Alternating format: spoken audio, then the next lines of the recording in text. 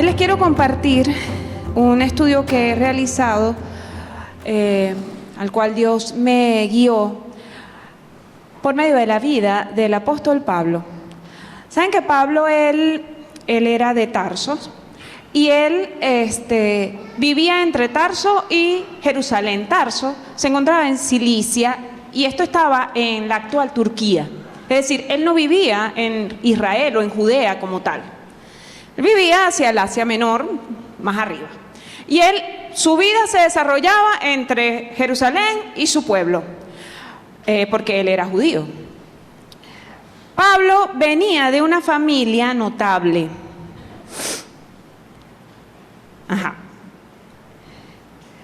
Primero le quiero leer esto. Nosotros sabemos un poco que Pablo, cuando una de las veces que estaba en Jerusalén, se encuentra con el martirio de Esteban y él lo aprobó. Él era muy celoso del judaísmo y celosamente fue y pidió ante los sacerdotes la autorización para ir a apresar a los cristianos, porque él consideraba que estaban en contra de la religión judía, ¿no? La que él tenía. Y estando en camino, conocemos este evento, Jesús se le aparece con una luz que lo dejó ciego. Y Jesús le dice luego a Ananías, un discípulo de Damasco, le dice: anda a donde Pablo para que le impongas manos para que él reciba la vista. Y Ananías le dice: pero es que este hombre nos estaba persiguiendo, escuchamos su fama, este es un tipo altamente peligroso. Y entonces Jesús le dice: ve, porque instrumento de mi elección me es para llevar mi nombre delante de las naciones y también de reyes y de los hijos de Israel. Jesús le da a Ananías como que una razón muy concreta.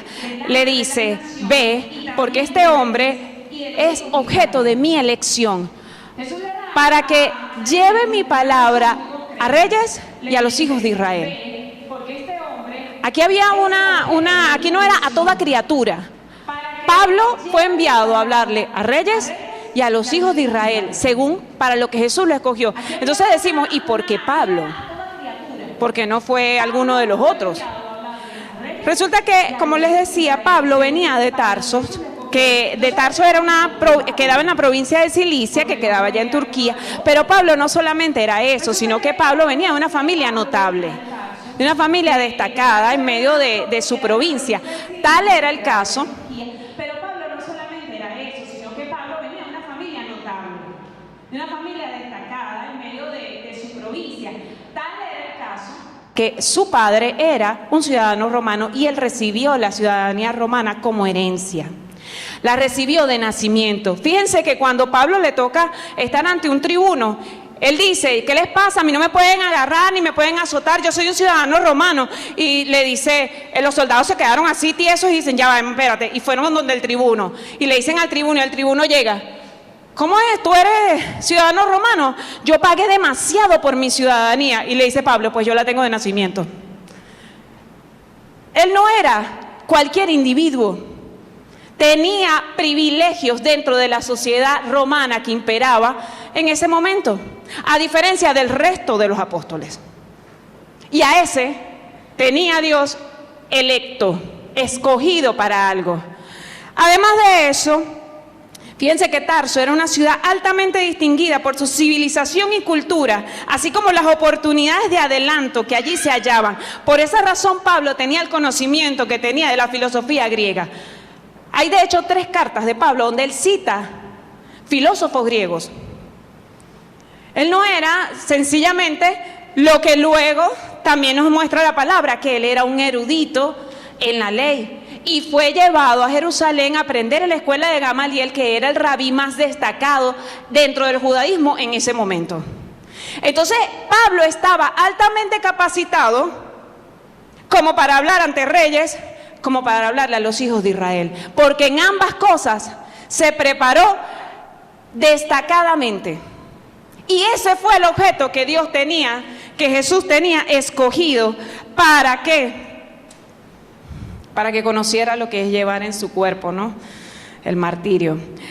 Bueno, resulta que Pablo se convierte tenemos este evento y ese hombre apenas se convierte, sale a predicar el evangelio y comienza a hacer viajes misioneros, regresa luego a Jerusalén, se reporta ante el resto de los judíos, de los discípulos que eran judíos, ¿no? Ya estaban prácticamente todos centrados allí en Jerusalén. Pero Pablo era el que iba y venía, iba y venía, iba y venía. Ya cuando venía por quinta vez a Jerusalén, después de dar la vuelta, de llevar la palabra por todo el Asia Menor, llegar a Antioquía, llegar a Filipos, la Galia, ese hombre por todos lados fue a predicar. Cuando ya viene por quinta vez, el Espíritu Santo le está mostrando que en Jerusalén le esperan aflicciones.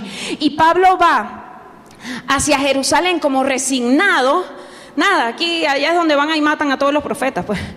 Jerusalén, esa es la que se come a todos los ungidos, o sea, para allá voy, pues. Pero en el camino a Jerusalén, a él lo tenían de hecho en una fortaleza, nada más y nada menos. Hechos 23:11 dice que a la noche siguiente se le apareció el Señor y le dijo, yo no sé si ustedes habían pillado esto en Hechos, pero yo lo vi fue ayer, que el Señor Jesús tuvo 2 apariciones y fue a Pablo. Cuando lo tumbó del caballo y en este momento.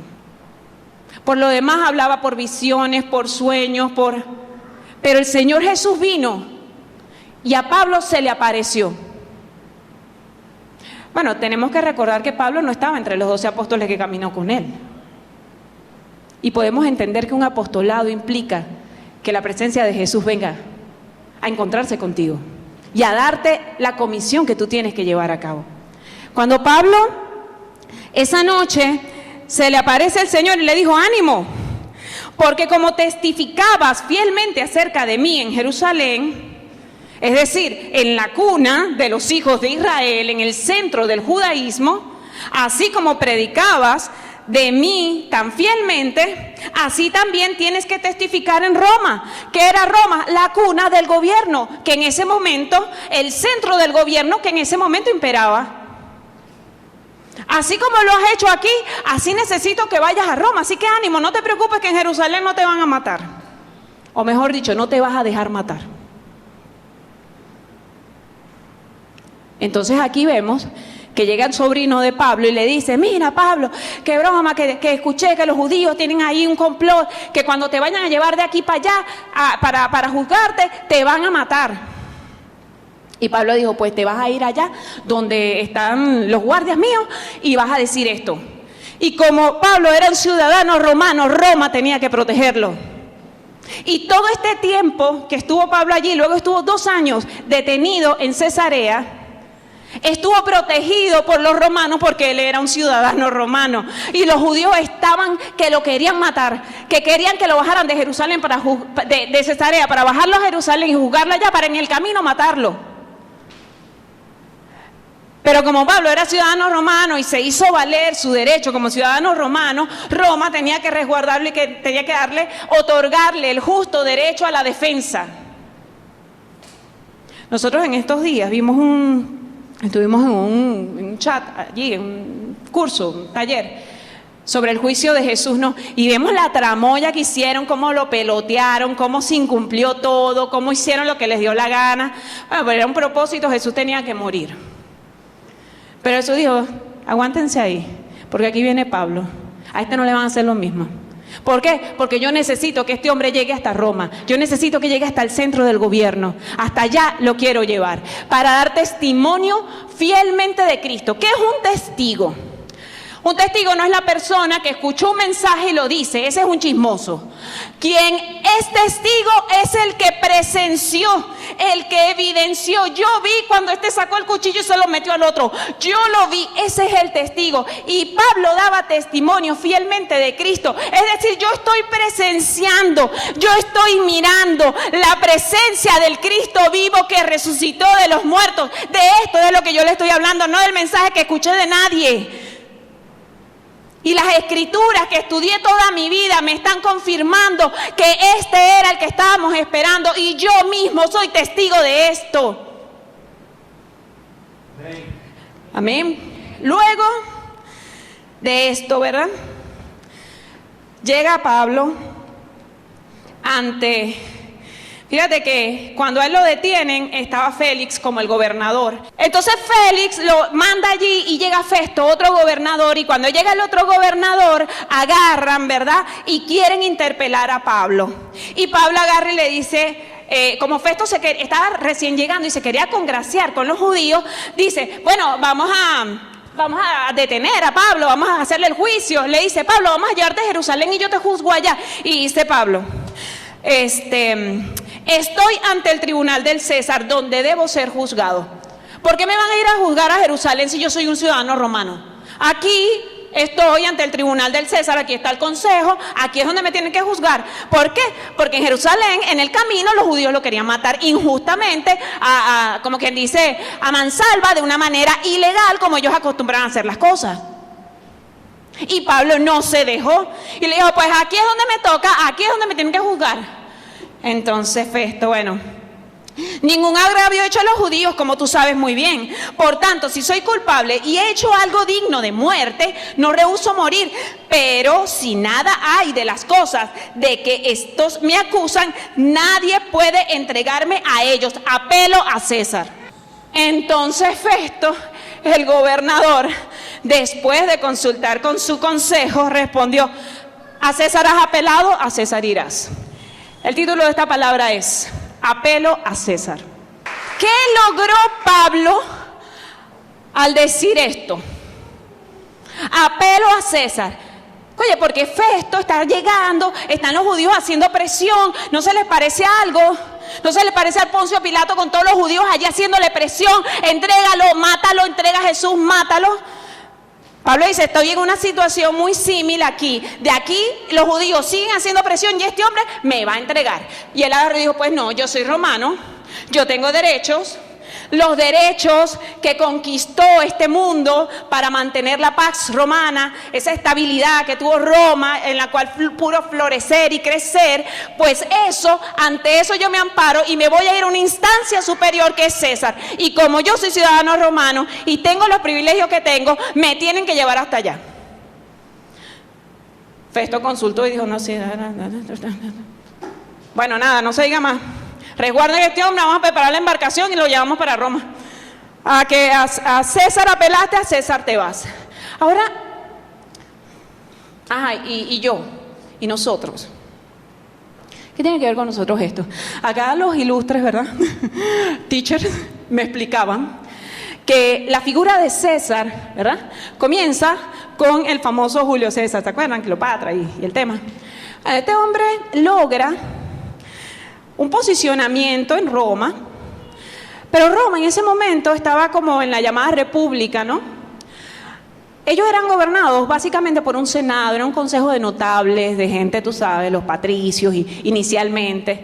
Entonces, que una persona recogiera todo el poder no estaba contemplado entre ellos, no era así como se manejaba. Pero llega ¿verdad? Que fue el primer César que hubo, y comienza, ¿verdad? Con sus logros militares y con todas las cosas que había conseguido y la popularidad que tenía y todo, comienza a conseguir uno a uno esos títulos que tenían los que tomaban las decisiones. Luego él, como la vida se le acorta, ¿verdad? Y quería que eso continuara, adopta a su sobrino, quien se encarga de delegarle, y ese es el siguiente César. Y de ahí vinieron para adelante los Césares.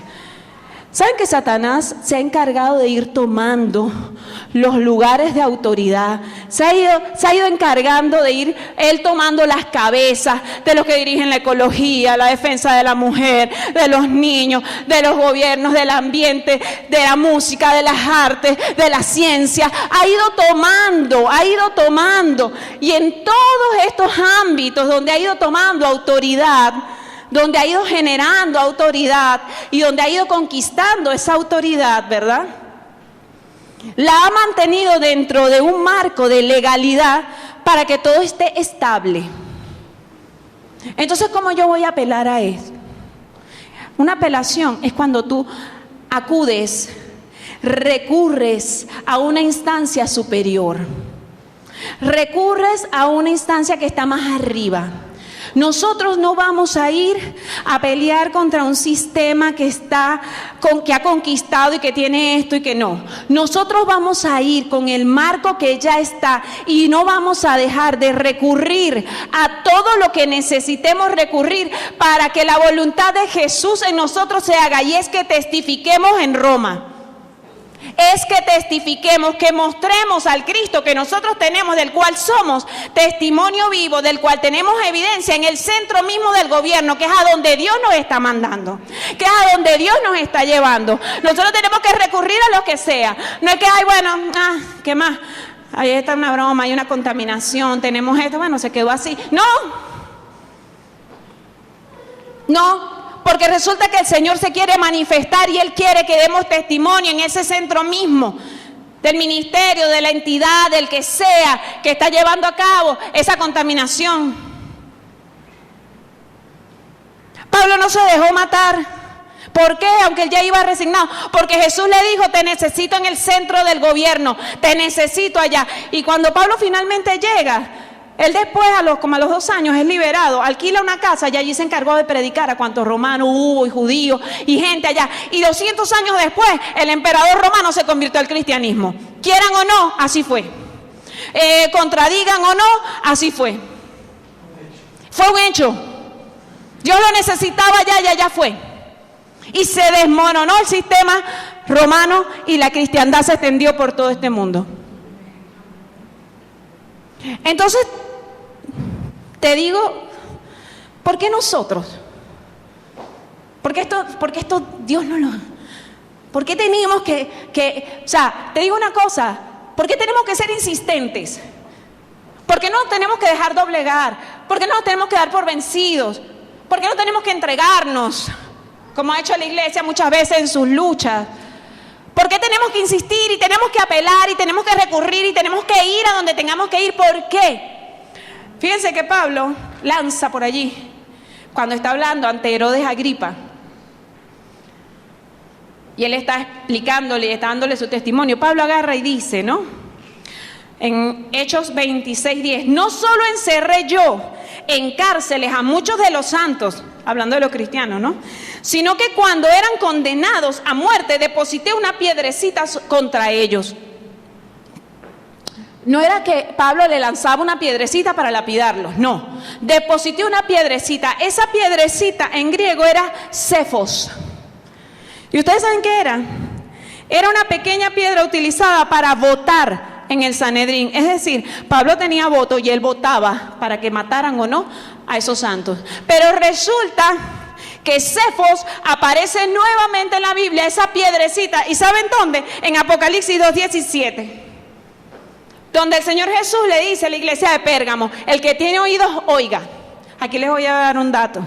El que tiene oídos, oigan, es un hebraísmo que quiere decir, si uno puede oírlo, uno debe obedecerlo. Que Jesús lo usó muchísimo. Si uno puede oírlo, uno debe obedecerlo.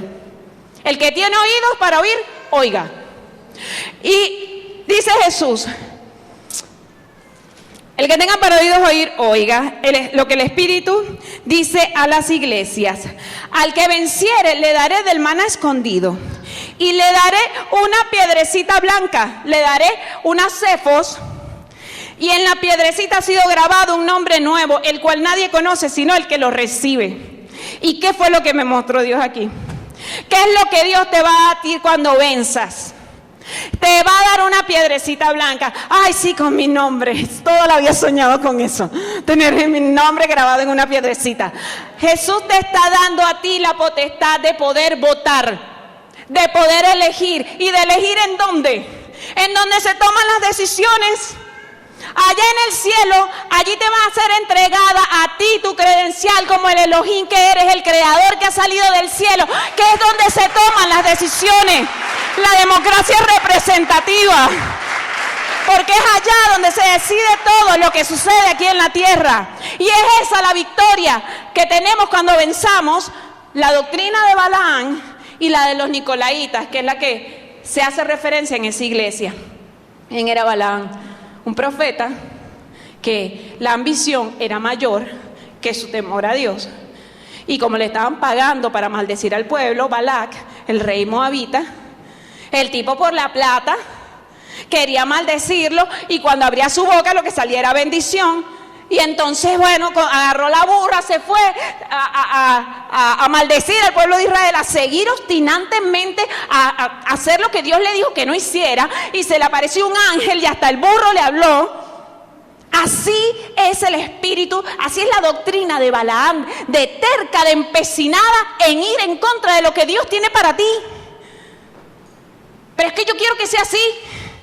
¿Movido por qué? Por las fuerzas animales, porque esta es la tercera iglesia, lo sabemos, ¿no? Por la ambición, movido por darle el gusto a tus deseos, a tus instintos, a tus pasiones, a lo que sea que tienes allí. Eso es lo que te mueve a ti, a querer torcer la voluntad de Dios para tu vida, y a quererle dar la vuelta. Y como no los pudo maldecir, le dijo a Balac, bueno, mándale mujeres, mándale comer los sacrificios, y automáticamente eso lo va a maldecir. Y entonces dice allí el Señor, cuando tú venzas sobre la doctrina de Balaam, que enseñaba a Balac cómo hacer que los hijos de Dios tropezaran, si tú logras vencer sobre esa inevitable muchas veces tendencia que está en nosotros de querer hacer lo que se nos da la gana cuando no es lo que Dios quiere, si tú logras agarrar todas esas fuerzas animales, tú logras agarrar todos esos deseos, tú logras agarrar y pisotearlo y dejarlo por debajo y establecer la voluntad de Dios en tu vida, Dios te dice, yo te voy a saciar, yo te voy a dar el maná escondido. Escondido, porque sabes una cosa, nadie sabe lo que Dios tiene para saciar tu vida, solo Él. El enemigo nos intoxica aquí con todas las pasiones y toda esa cosa, y nos cega y nos hace perder nuestra visión, nuestro propósito. Y Dios dice, ¿sabes qué? Hasta que tú no venzas, yo no te voy a dar el maná que tengo escondido. Nadie sabe dónde está, y nadie sabe lo que yo sé, porque yo te hice, yo sé lo que va a saciar tu alma, yo sé lo que va a saciar tu ser, yo sí lo sé. Y quien venza sobre la doctrina de los nicolaitas, yo veo aquí, vence sobre la doctrina de Balaam, Dios te va a dar el maná escondido. Tienes ambición, tienes deseos, Dios te va a saciar. Vence sobre la doctrina de los nicolaitas, Dios te va a dar la piedrecita blanca, Dios te va a dar la cefos. La doctrina de los nicolaitas, ¿saben que esto fue un quebracoco? Porque leí más de 8 interpretaciones de los fulanos nicolaitas. Y pidiéndole auxilio a Dios, me fui por la segura, la que siempre nos han dicho. La doctrina de los nicolaitas es la que generó la separación entre el sacerdote y los laicos, entre el pueblo y los ungidos, entre el pastor y la oveja, entre los activos y los pasivos. Esa es la doctrina de los nicolaitas, y sobre esa hay que vencer. Por eso es una cosa, cuando Dios levantó a la iglesia, el Espíritu Santo venía sobre toda carne y todos profetizaban, todos estaban recibiendo la unción, todos recibían palabra. Allí no había quien estuviera, allí todos estaban siendo tomados por Dios. Cuando tú todavía necesitas que esté tu pastor, el obispo, el apóstol, el no sé quién cerca para portarte bien, está bajo la doctrina de los nicolaitas en tu vida. Cuando tú dentro de ti tú has asimilado que tú eres el templo vivo del Espíritu Santo, y como tal tienes que honrarlo y tienes que vivir, sino que, bueno, cuando estoy con los grandes, él se me portó bien, pero cuando apenas me doy la vuelta, yo hago lo que se me provoca. Entonces estás efectivamente estás sosteniendo en tu vida la doctrina de los nicolaitas, porque todos somos templos del Espíritu Santo. Dios a todos, a toda carne, todo aquel que lo ha recibido como su Señor, todos nosotros hemos sido capacitados para recibir su Espíritu, y todos tenemos que manifestarlo. Ahora te digo, a mí me pareció como un bucle. ¿Quiénes son los que tienen la potestad? Ya estos, los que hayan vencido, los que se hayan hecho ya conscientes de que somos templo del Espíritu Santo y de que permanentemente tiene que estar en nosotros, Dios le va a dar la piedrecita blanca, te va a devolver otra vez, te va a entregar otra vez tu identidad como creador, como Elohim, para que tú votes. ¿Qué es un voto? Es una manifestación de voluntad. Para que tú tengas poder de decisión sobre las cosas que suceden en los cielos y que por ende se manifiestan y se materializan en la tierra. Y esa piedrecita blanca no es sino cuando tú hayas vencido. Después de aquí viene un camino de 4 vencer más hasta llegar a sentarte en el trono. Y Jesús dice, y te sientes conmigo en mi trono, así como yo he vencido y me he sentado con mi Padre en mi trono. ¿Sabes qué? El primero que descendió fue Jesús. El primero de muchos hermanos. El primer Elohim. El primero que descendió, el Dios Altísimo, el más hábil de todos los creadores, el Alfa, la Omega, el Efta, el primero que descendió fue Jesús. Y Él vino aquí, venció y se sentó. Y está esperando que todos los demás hermanos, que todos los demás venzamos para sentarnos allí. Porque es allí, es esa corte, es allí donde se decide todo, donde se establece todo. Por eso Dios te quiere a ti, me quiere a mí, en el centro del gobierno.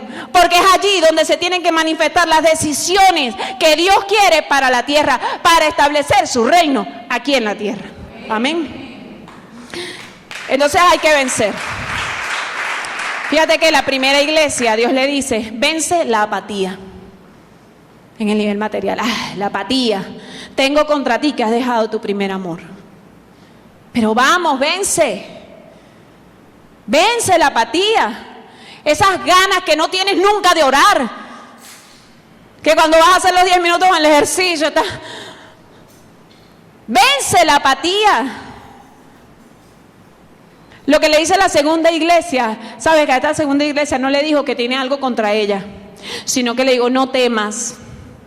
No temas, porque muchos de ustedes van a ser entregados a la cárcel y van a estar pasados por tribulación 10 días. Pero a ustedes les digo algo. A ustedes les voy a dar que no sufran la muerte segunda. Tenemos que vencer el temor. Y ¿sabes qué? A esta iglesia no le dice, y si vences, te daré. No, y venciendo te daré. Es una acción permanente en nuestra vida. Vencer el temor al fracaso, el temor al ridículo, el temor a no hacerlo bien, el temor a la muerte, el temor a... Porque es una lucha permanente. Y cuando crees que venciste uno, se te levanta otro más grande. Y hay que vencer. Y finalmente, vencer lo que les dije. Balaam, ¿tenemos claro? La doctrina de Balaam y los nicolaítas. Amén. No, gracias Señor por tu palabra. Que sea de provecho y edificación para nosotros, Dios, en el nombre de Jesús.